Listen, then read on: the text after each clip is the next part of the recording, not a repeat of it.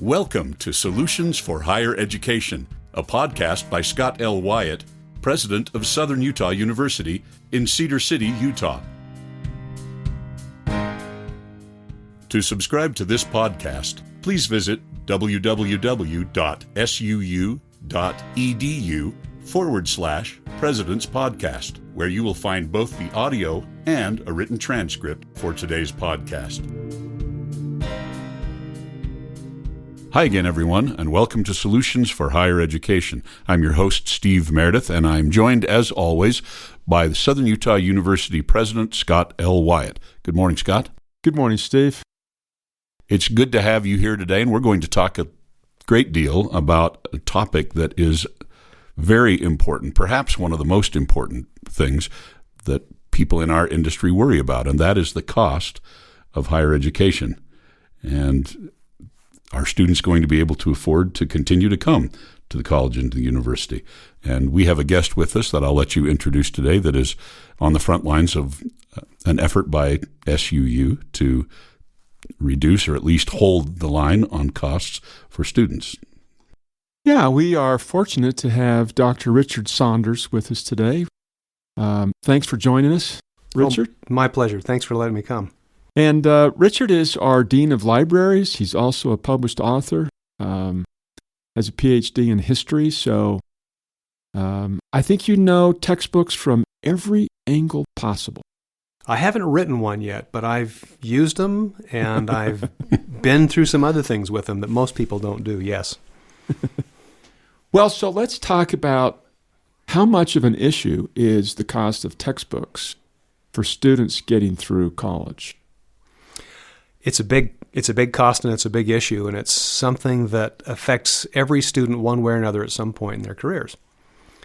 The figure right now, and it's a pretty well-established figure, is that approximately 70% of students who go to college, from the top to the bottom, from the Ivies down to the community colleges, about 70% choose not to buy a textbook or textbooks in at least one of their classes each term. Now that's huge. That means they're adopting a cost-saving measure that they know is going to cost them in grades, and because of grades, potentially in how long it may take to complete a course of study. Well, grades is part of it, but it's also just not getting the experience that's intended. Yeah, that's true. You're missing a lot of the content that you signed up and you're paying to get just because you can't. Right. So, what is the average cost of textbooks for a term?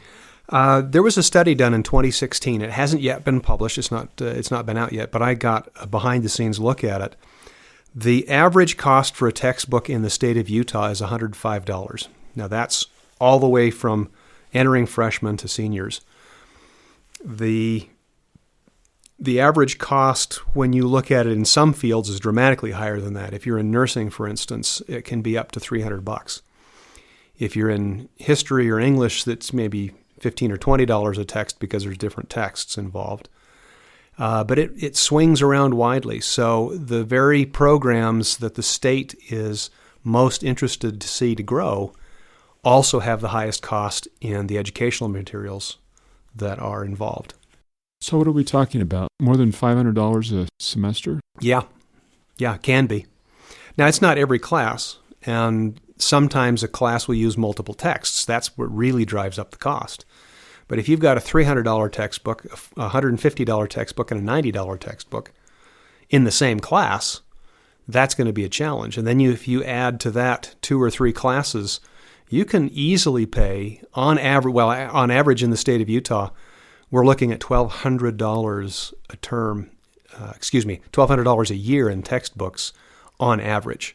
And that's across majors everywhere. So if it's $1,200 a year and Southern Utah University's tuition is about $6,000, that means, if my math is right, about 20% of the cost. Yeah. It's added on after the fact. It's added on after the fact. Right, and that's something that students can't choose to do. Can't choose to vary. They're either in or out. And historically, and from all we know from studies, that's the first place that a student will cut in order to stay in solvent, is their textbooks. And they'll do it knowing that they'll take a lower grade. They know full well what they're doing.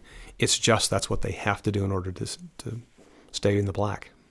We do these surveys all the time here about why did you leave? Why did you drop out, or why haven't you completed? And we always get the same leading answer, which is finances. It's cost. They drop out for a semester because they need to work to get some money, or they have some financial challenges they didn't expect, whatever it might be. So it seems like anything we can do to mitigate costs will help them stay in. It helps. It doesn't solve the problem. Life keeps going on. But if finance is one of the major costs, or one of the major reasons for dropping out or for postponing one's education, then open texts have a way of mitigating the cost without sacrificing either quality or the content. So what do you mean when you say open? Open kind of covers a range of material.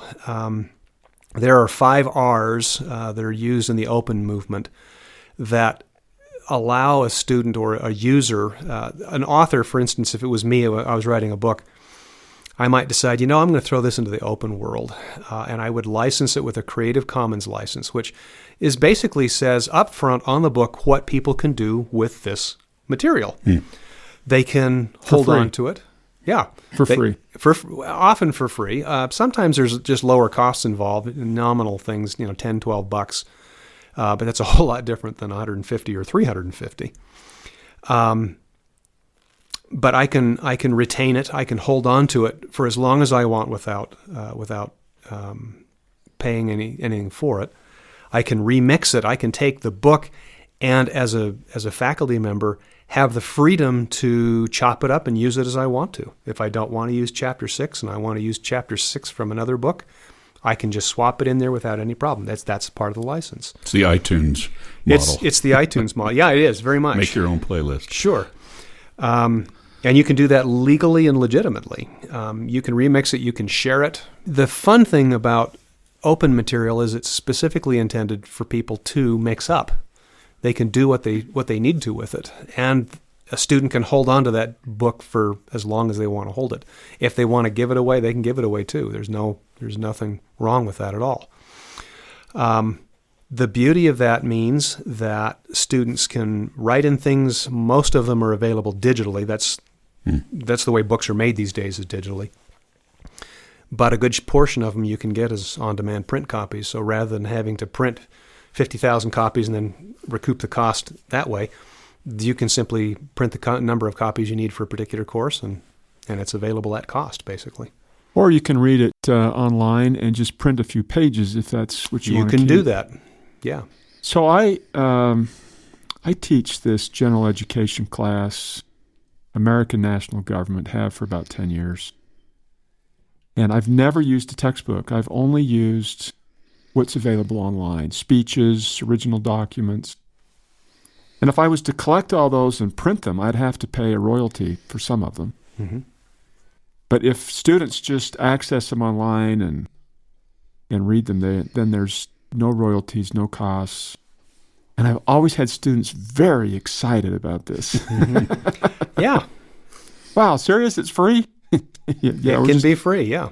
But what I've enjoyed about it, and so this doesn't work in all disciplines, of course, but what I've enjoyed about it is that instead of having a student dependent on a book that we hand them, they start realizing the sources online and how to do research and where to get things. And that, to me, has been an important part of the learning experience, is to get right into the full speech instead of a little excerpt of the speech that's in a textbook between pictures and where somebody's trying to walk you through little sound bites. Mm-hmm. Yeah, history and life are not lived in sound bites. Yeah. I remember going to law school, and there were no pictures in any of my books. It was harder to read them. What were they thinking about? Yeah. Well, and I did a fun thing. I taught an upper division history course. Was it last year, the year before last, and thought, I could require a textbook. Many of the professors have, but I opted to use 2 open textbooks. So the students didn't pay for them; they simply downloaded the things, and then I asked them to compare. And our approach to history was, why does one book say this? Why does the other book say this? How does the approach differ? And that made the students think. Oh, that's a great idea. And it really worked. It really worked. I got probably the best discussion in class I think I've ever had in a course that I've taught. So are there barriers to, why don't we just do this? And what is SUU doing to embrace this? Well, there are barriers, and it's called, habit as much as anything else. Higher education has spent 100 and some odd years using these off-the-shelf print textbooks, and it's kind of hard to kind of change midstream. Open movement has been around for about 10 years. That's fairly new, and it takes a long time to get a book up and running. So that's part of it, is just habit. SUU has done something that I think is really impressive. We've put together a 4-year initiative to systematically go through the general education courses specifically, and we're looking course by course to see what we can replace, what commercial text we can replace with an open text. Now, there's a lot of noise, and rightly so, in higher education about the idea of peer review, of other professionals who have weighed in on a book and said, yes, this really covers the way it should be. But open works, when you look at the ones that are available, they're also peer reviewed. That's the point. Part of the point of the open movement is that all you're doing is changing the way that it's paid for. You're not necessarily lessening the value or the cost or the expertise or the sophistication or the challenge of the textbook. There are some people who are willing to write open texts themselves and take a bit of a payment up front from a publisher, from an open publisher, in lieu of taking royalties on the back end. Mm-hmm. But frankly, most people don't make that much in royalties on the back end anyway. So it really is a better bet. So the faculty aren't earning that much money from textbooks, is that what you're saying? The vast majority of faculty do not author textbooks. They use them, but they don't author them. There are some who do. But even so, I'm fairly comfortable saying that there are only a very, very, very small handful that make a lot of money, and most of them would have more than one textbook. A gentleman I know in Tennessee has got a whole series of philosophy textbooks, for instance, and that's his second job. He sits in his house after he teaches classes, and he pulls together these philosophy texts, and he is making a lot of money. But he's only one professor out of an entire college of 200 people that is doing so. Yeah, so my father was a faculty member, and he wrote a textbook, electrical engineering faculty member, and it was not a textbook that a freshman would buy. Yeah, there are those too. But he used to tell me that he didn't make any money off of it, but it did make him famous. What he meant by that is that his reputation grew. People saw him as an expert in this area. But for the money, it didn't do anything for him. Sure. And open doesn't change that dynamic much at all. You still won't make much money from it, but the reputation is still there. A good textbook is still a good textbook. So who's really doing a great job of this in the country? Oregon is. Virginia is climbing on board very quickly.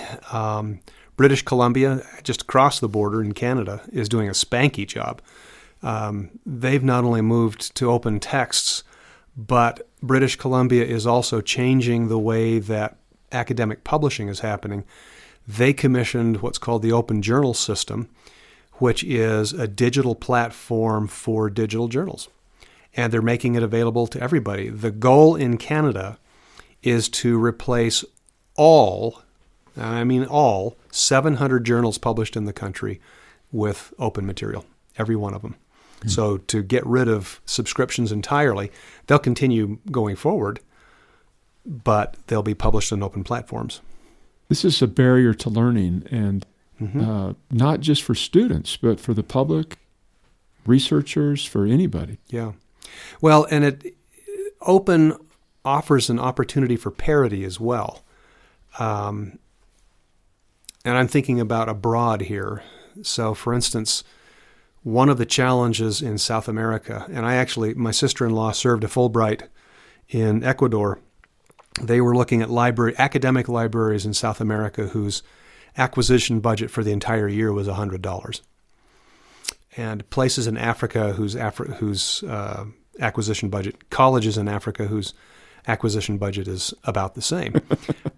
I work in an academic library. I know what books cost. I know that you can't sustain a library, but you could do it with open. So I visited a university that we have been trying to be of help to in Congo, mm-hmm. The University of Science and Technology of Loja, and their bibliothèque has a grand total of 0 books. Mm-hmm. So their acquisition budget is rather small. It is. They just don't have any money. Mm-hmm. They can afford some faculty members, but that's all they can do. So this open movement has a variety of options. One is that we just simply go online. The faculty member simply goes online and finds what's available mm-hmm. and puts it together in a way that satisfies the needs for the course. Right. And nobody does any of that work except for the faculty member. That's what I've done with my one class. Mm-hmm. Another option is that we have some kind of an open publisher who hires faculty members to prepare texts, and then there's a variety of ways those texts can be used, mixed, and those would be available to the students for free or for almost free. Yeah, pretty much. For instance, one of the ones that I used was from a firm called OpenStax. OpenStax was funded by the Hewlett Foundation. Hewlett put over $10 million into textbooks with the explicit proviso that all of them be available to students digitally at no cost at all. And they're very sophisticated texts. They would stack up well against any commercial textbook. The other one that I used in my class was a peer-reviewed text out of the University of North Carolina, I think. University of North Georgia. And it was done by 3 faculty members there on campus, and it covered the time that I wanted, and it worked beautifully well. So, yeah, digital at no cost. Yeah, and this movement is only about 10 years old, so it'll be interesting to see what happens in the next 10 years. What is your prediction 10 years from today? I think it's going to have to change the way. Well, I know it is. It's already changing the way that commercial textbooks are responding to the market. Now they're doing stunts like, well, we'll give you the textbook, but you can buy an access code to get into the rest of the supplementary material. So all they're doing is just disguising what's getting paid for. I'm watching a lot of material come out, and not an awful lot every day. I mean, we've done textbook publication for 100 and some odd years, so it's not going to happen overnight. But the Open Textbook Library out of the University of Minnesota has over 350 works in it now, across the range from law to science to all those kinds of things. All of those are completely open. They're CC BY licenses, Creative Commons attribution licenses. So all you have to do is just acknowledge where you got the book from, and that's it. There's other options as well. There's also a Creative Commons no derivatives. In other words, you can have this book, you can do what you want with it. Just please don't make any changes to the text we have. I think that's the direction that a good portion of scholarship is going to go. With the federal requirements for open publication during for funded research, that's where we can go as well. I'm exploring doing the next one of my books as an open work. It was done in the 1960s. I have the rights to the text, and rather than try and push this even through an academic publisher, I'm looking for somebody who would do it as an academic publisher, but as an open text, to make sure that it's available for good. Well, the requirement for faculty members to do scholarly work, to create publications, doesn't matter if it's... As long as it can pass peer review, as long as a work has a vetting by others in the field, it's peer reviewed. That doesn't mean necessarily that the publisher has to pour money into it. Yeah, so as far as tenure goes and all of the research requirements for faculty, no one cares if it's paid. We just care if it's good quality. That's pretty much it. Well, it sure would be fun to be able to see the cost of textbooks over the next few years cut in half because of these kinds of initiatives. It would make a significant improvement for students' experience, both learning more because they would have access, rather than, as you said, 70% don't even buy the textbook, so they don't have access to that part. So it would increase the learning experience. It would increase the grades. It would increase retention. It would increase retention because when they're successful, they do better. And they tend to stay. That's the one thing I guess I haven't mentioned. Reducing the cost increases success. The one I guess I didn't mention that one of the faculty members here in one of the science departments at SUU did his own quiet experiment. He compared the grades and the retention of his students in sections using a commercial text and his own sections using an open text. And what he found was there's about a 15% increase in completion. So 15% more students completed the classes with the sole variable of using an open textbook. The grades didn't go up dramatically, but they didn't go down. The DFW, or the grades of a D, an F, or a withdrawal decreased at about the same 15% rate. So just having the textbook open and available to students the first day, they didn't have to delay, they didn't have to not buy it. They just had the textbook. That's what made the difference. Those are the kind of experiments and tests that we should be doing more of. Mm-hmm. Our goal is always to help students learn, have great learning outcomes, career options, and other things after they graduate. In order to do that, we need to make the experience better, reduce the cost, get more materials in front of students instead of less. True story. $1,200 a year, that's a lot of money. That's a lot of money. And that's an average. So there will be some that are, $400 or $500, but that means that there's some that come closer to $2,000. And it helps with transparency. It sure does. If we want to really know what it costs to go to school, if you show up and suddenly somebody ladles on an additional $1,000 that you weren't planning on, it makes a big, big difference. Moms and dads, students, everybody as they plan to go. You've been listening to Solutions for Higher Education, a podcast featuring Scott Wyatt, president of Southern Utah University. We've been honored to have as our guest today Dr. Richard Saunders, the Dean of SUU Library Services. We'll be back again soon. Thanks so much for listening. Bye-bye.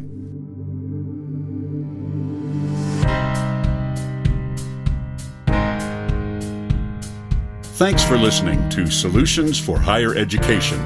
To subscribe to this podcast, please visit www.suu.edu/President's Podcast, where you will find both the audio and a written transcript of today's podcast. The original music for this podcast was composed by Jack Barton, a master's degree student in music technology at SUU. For more information about Southern Utah University, please visit www.suu.edu.